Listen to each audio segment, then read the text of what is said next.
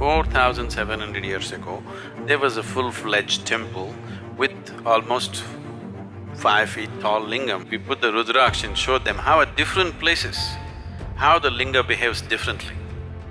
Whole of Europe was full of temples like this. I was in Turkey just 2 weeks ago. You've heard of Konya? Outside in the garden, so many broken pieces, huge faces, half faces, all kinds of things. Old temples all broken and made foundation stone.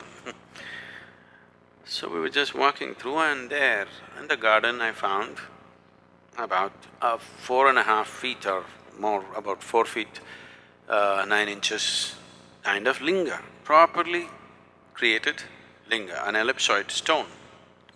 So, wow.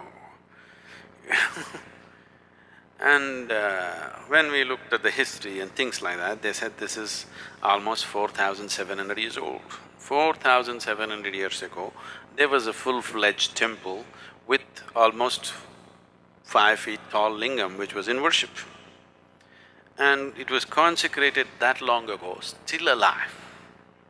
Cracked a little bit, so got disturbed, and I was just demonstrating for the few, 3-4 people who were with me.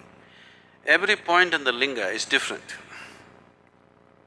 Different points in the linga are differently done, beautifully done piece. Whoever worked on it, they knew what they were doing, not rudimentary job, very subtle work. Still alive, 4,700 years, thrown out in the garden, not worshipped, still alive because of little bit of cracks that have happened.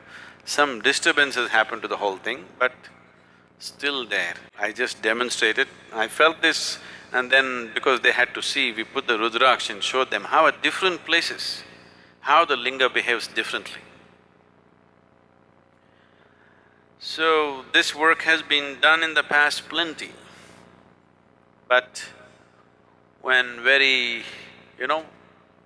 when my way or no way attitude came, these things were all razed to the ground in many ways. Otherwise, whole of Europe was full of temples like this, consecrated spaces like this. These eastern temples were never built as places of prayer. Even today in India, nobody ever leads a prayer in a temple.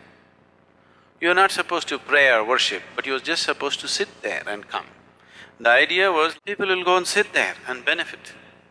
This is how a temple was created. No priest, no prayer. There is a maintenance person who is now calling himself a priest. Certain families were appointed to maintain the sanctity of the place, to keep it going in a certain way. You are just supposed to go there, sit there for some time and come. In South India, this tradition is still alive. In North, it's been disturbed because the brunt of invasions North India took, South India left. The Deccan Plateau was generally left untouched by the outside invaders. So you were just supposed to sit there.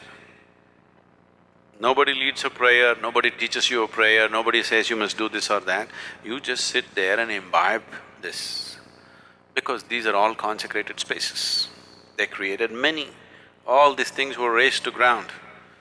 Only few that are left are generally in India and some other Southeast Asian countries. Otherwise, whole of Arabia and Europe were full of consecrated spaces.